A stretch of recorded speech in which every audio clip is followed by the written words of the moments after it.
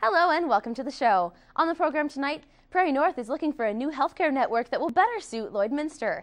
And it's still a little cold, but a local charity is declaring it daffodil season. How you can get involved and show your support. But first, MPs across the country have started community input budget meetings. What's hot in our region? Leon Benoit takes the chair to tell us right now on Around the Region.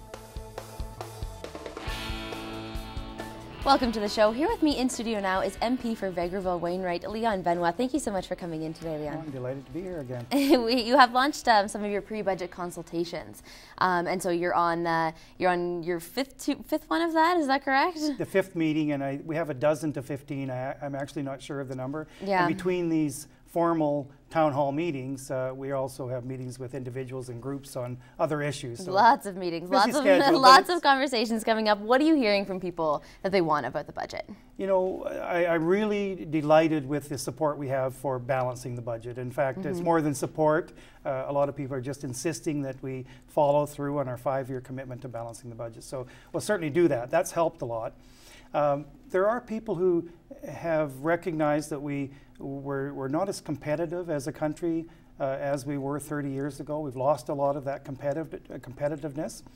So they had some suggestions for how we can improve the competitiveness. And I've been getting these from meetings. I got it here in Lloydminster, but from other meetings as well. And I think they recognize, and our government recognizes, the way to do that is through new innovation and new technology being developed here in Canada and then disseminated to others in Canada and around the world. So the federal government will continue to be involved in funding development of new technology and innovation.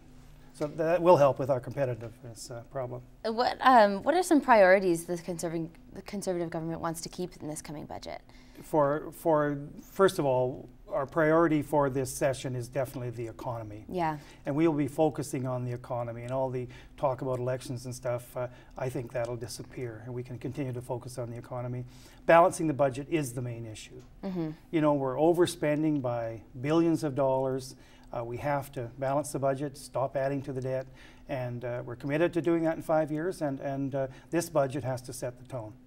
So I'm looking for the budget to set the tone for balancing. The economy really has bounced back, and it's bounced back well. I mean, our dollar is sitting very strong right now. The U.S. dollar not so strong, though. Is that going to affect us at all in terms of marketing? Trading? Yeah, that's a problem. When our dollar is so high relative to the American dollar, it means that for them to buy our products, it's more expensive. Yeah. That is a problem, and there's very little government can do about it. The one thing that the Bank of Canada does, which is an independent arm's length organization from the federal government, they can lower interest rates, but the Bank of Canada rate is at 1%.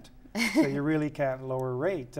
So there's very little that can be done to lower the Canadian dollar relative to the American dollar. And at this meeting, there were 2 or 3 people who said, you know, if there's anything you can do, don't let it get up to $1.20 American, which is a possibility and something we wouldn't like to see. Why do you think we've bounced back so fast and the American government hasn't? There are many reasons. The first one, to be completely fair and to take the politics out of it, is that we are a resource-producing country. Right. We have a lot of natural resources, and those natural resources are still in demand, and the demand is increasing. So that's one of the reasons. But the other is our government positioned ourselves extremely well for an economic downturn. The Prime Minister, I remember at the first caucus meeting we had, said, you know, this economy can't keep boiling along the way it is. So we have to prepare for an eventual downturn. He had no idea what would cause it or when it would come. What we did is lowered taxes to individuals. So the average family of 4 now is paying $3,000 less in tax per year than they were when we took office. Very substantial tax reduction. Leaves money in the hands of individuals to spend and keep the economy going, to spend on things that are important to them, not to government. We lowered taxes to corporations, which are the job creators and extremely important part of our economic plan. We did that before the economy turned down. We paid off $38 billion in debt in our first 3 years in office. That's a far faster pace than the Liberal government was on before. So substantial debt repayment, and we've also lessened some red tape, which is really important to business, and we've made some spending cuts in the departments. But there still is a lot more to be done in both of those areas. So we were positioned very well because of that, and it's paid dividends to Canadians. Excellent. We're going to talk more about the economy just after this break.